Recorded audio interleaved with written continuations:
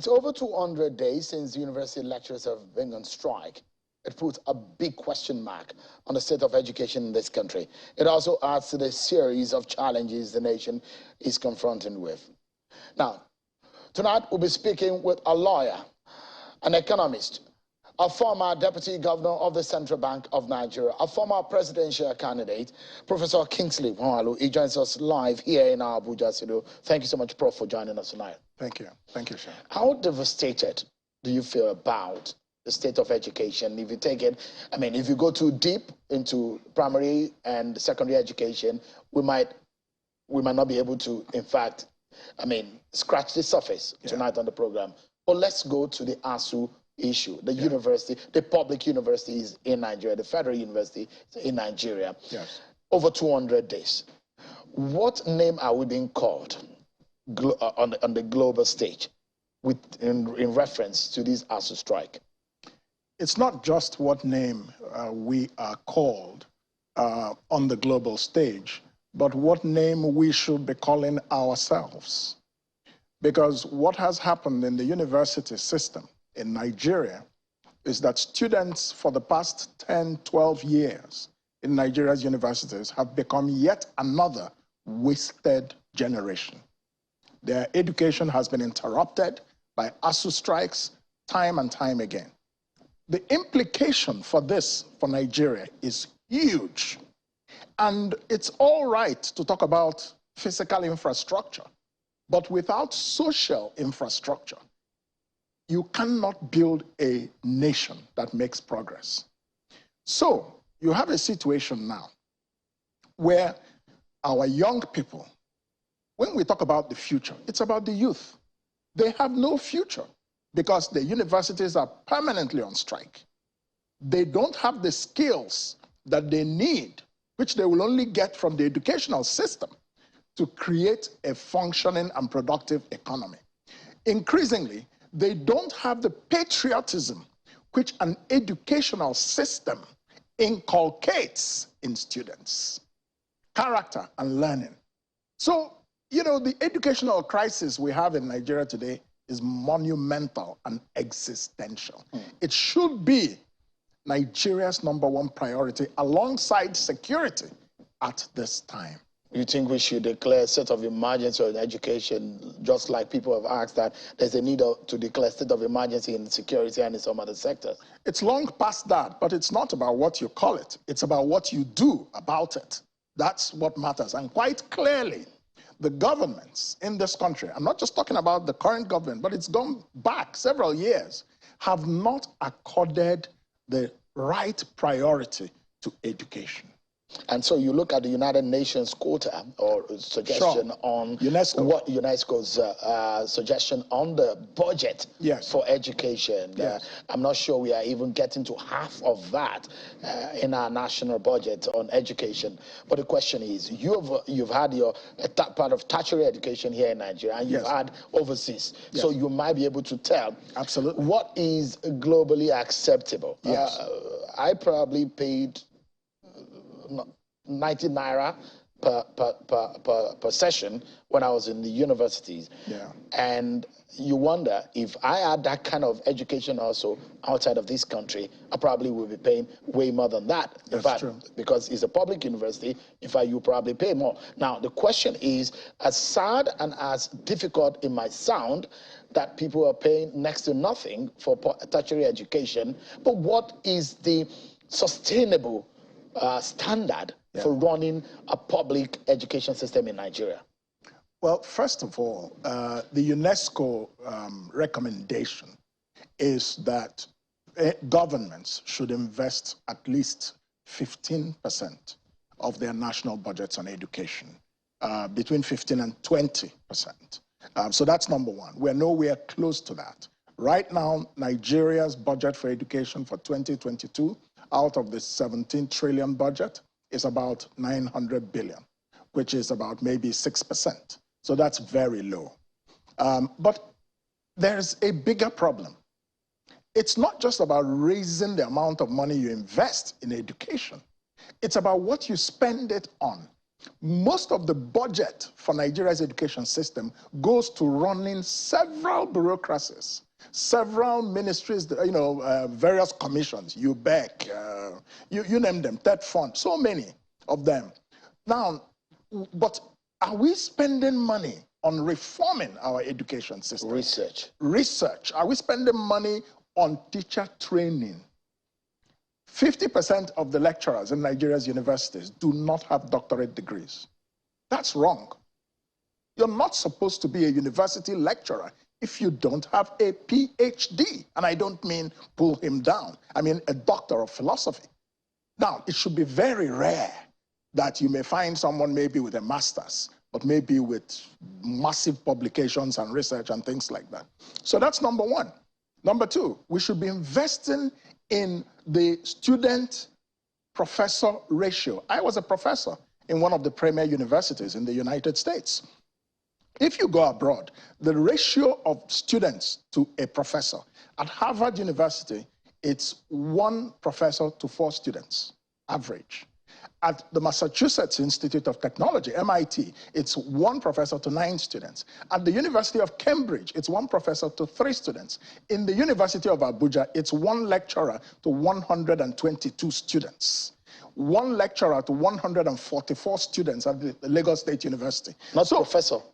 Well, lecturer or professor, it doesn't really matter, but how many people are you teaching? So our classrooms are packed, and a lecturer, a professor, teaching 100 and something students cannot give each of them the attention and direct impartation of knowledge. So they produce all these outdated mimeographs, which they just distribute, that never go out of fashion. And then you have this cram and pour. The students are not encouraged to think innovatively. And the curriculum is just a disaster. The curriculum cannot make Nigeria a competitive economy in the 21st century. In fact, a lot of people have also faulted some part of our curriculum. I did history when I was in secondary school, and I wonder how that evaded our curriculum and just disappeared into thin air. It was politics.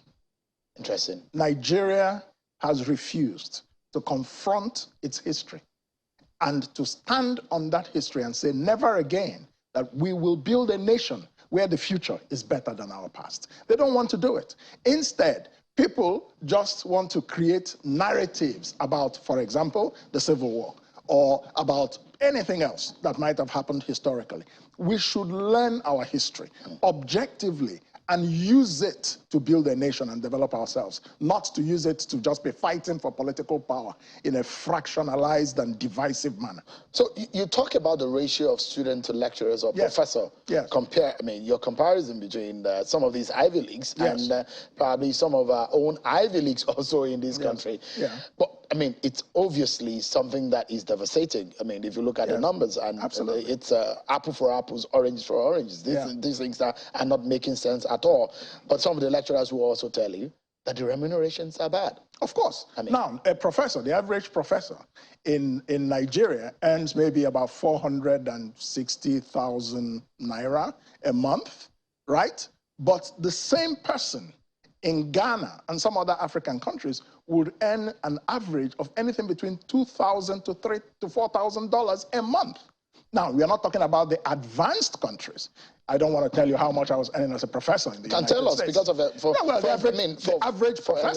The average professor in the United States, if you're a full professor, as I was, your salary would not be less than $10,000 or to $12,000 to $15,000. Does that include allowances? Well, yes, it can include allowances, or it may not. It doesn't really matter. That's an individual thing, university by university. Trying to convert that into naira, in terms of the exchange rate, that's a lot of money. Indeed. But do you blame those people who? And we had this conversation in the newsroom today when we were talking about some of my colleagues when we were doing editorial on this conversation, and the reasons why we're having this brain drain, why people that are being trained, for example, there are private universities in Nigeria that are charging fees of up to 4 million naira per session. Absolutely. You imagine that you train a child, a boy or a girl, for medicine, for 4 million naira per session for 7 years. And convert that into a public school, and that such a person who was trained for next to nothing for 7 years, finishes on the bill of the federal government, and then jets out of the country. Yeah, so, I mean, it's a bad situation, isn't it? But do you blame anybody who jets out because they complain about infrastructure? No. They complain about so many things. Self-survival is the first law of nature. So you cannot blame people who Japa, as they say, who check out, who leave the country. You find out why they're leaving the country and create an environment that attracts them back home or that prevents them from living in the first place. We need to invest a lot more in the educational system. The salaries of our teachers and professors, compare the salaries of teachers in Nigerian universities with what our legislators earn in the National Assembly. I don't mean to be disrespectful, but there are reports that a senator takes home anything from 20 to 30 million naira every month based on various allowances, not the actual salary. You see, sometimes people are very clever. They don't say my salary is 10 million. They say my salary is 1 million, and then there are several allowances that amount to 15 million. So we are investing a lot of money in the pay of politicians. But if we want to be honest, how productive are they compared to if we had invested a similar amount of money in paying university teachers or secondary school teachers and building the facilities that we need and creating the laboratories and so on? So the political priority that we attach to education is very low. So you don't and that's agree. One of the reasons with the situation we're in. So you don't agree with those who debate that the federal government may not be able to afford the demands, the financial demands of the lecturers to the federal government? I think the federal government is not able to afford it because they have not prioritized it. Do you see the point I'm trying to make? Everybody sees a lot of money being spent in this country. Everybody sees a lot of money being borrowed in this country. And we're borrowing sometimes for physical infrastructure. Why can't you borrow to build your society in a very foundational way? Why can't you borrow and pay the 1.3 trillion that university ASUU people and Jonathan's government agreed would be paid in 2012 over a period of time at 220 billion naira a year? Why is it that we have to come to this situation? What is the danger in not fixing this problem? We'll create a society of illiterates. We are going to have restive youth who will eventually get very angry and bubble over. So that's what is called the youth bulge. Already, we saw some young people close down the Lagos-Ibadan Expressway. Was it today or yesterday? As university students. So we're moving in a direction in which there could be a huge social unrest if this ASUU problem is not solved. Do you blame ASUU or do you blame the federal government? It's not about blaming. It's about each side doing what they should. I have said that the federal government, across several governments, not even just this one, has not invested adequately in education. So the ASUU, the lecturers, feel that they have had enough. And while I may say, think about the students, have mercy. Can you go back and we'll be negotiating this thing? But it seems like ASUU has decided that if they give space to the federal government, that agreements will not be kept. And they've decided that this is their last stand. But who suffers when the elephants fight the grass? The youth of this country. Their future is being destroyed. Now, you're a lawyer, and you might be able to give perspective to this question. The case has gone to the NIC, the National Industrial Court. There's a legal labor battle here. Yes, absolutely. Do you think it's the right thing for the federal government to do, to drag labor to court? It's unusual, but it's an option. Because normally, it's the employees who take the employer to court. But this time around, the federal government is taking the lecturers to court. But the question is, you want the industrial court to force the lecturers back to school. I am not sure how enforceable, even if the industrial court were to make such a ruling, how in practice they can actually enforce it. Because the people who are striking have a legal basis for striking. So the agreements were reached. They have the right as labor unions to go on strike. Agreements were reached. They were not kept. So for you to be able to defeat them in the industrial court, you must show that what they're doing is illegal against labor laws. you know? So we have the no work, no pay. If you don't work, you don't get paid. And you should not be asking to be paid if you have not worked. I'm very sure you're familiar or you remember the 44 lecturers of University of Ilorin years ago. Professor Adegbija, Dr. Oju, and the likes. I was in the university. I was perhaps graduating at some point or when that was happening. I'm just imagining that this will end. But if you were to make a suggestion tonight, what would that be? To end the strike? My suggestion to the federal government is to do something dramatic, something drastic. If you have to borrow, borrow. This is not less important than the things you borrow for. Pay the 1.3 trillion that is outstanding at this time. Make an immediate down payment of 300 to 400 billion, whether with borrowed funds or not. It's a good investment in the future of this country. And then you can negotiate the rest, you know, with us, because it may not be possible to immediately pay off the 1.3 trillion. But do something that shows commitment. All right. Well, I'll take you to politics and the future of this country. We're speaking about the future of the young people who are in university and not able to vote, I mean, to go to the classroom. For anyone to elect a president, what should they be looking at? What criteria should they follow? And we had a conversation with Mr. Tedo who said, look, any government, whoever wins the presidency, will have a very tough first year. In fact, it will be pain, sorrow, and tears to run government and run this country in the first year for whoever wins the presidency of Nigeria. But for those who are going to be deciding the fate of these politicians, what should they be looking at? The biggest problem we have with Nigeria's democracy is not just the leaders, but with the electorate themselves. Because we do not have an educated electorate. They don't know really what to look for. What we should be looking for in the next leadership of Nigeria, given where we are now, is you have to be looking at character. You have to be looking for people who care about the welfare of Nigeria's citizens. You have to be looking for people who have a vision, an ambition of where to take this country to. You should be looking for people who, all the politicians in Nigeria, they visit Singapore, they visit London, they visit Japan. But how many of them come back and say, I want to make Nigeria like Japan? Those are the kinds of people we should be looking for. You have to look for people who have competence, the capacity to actually do the job. But what do our people do?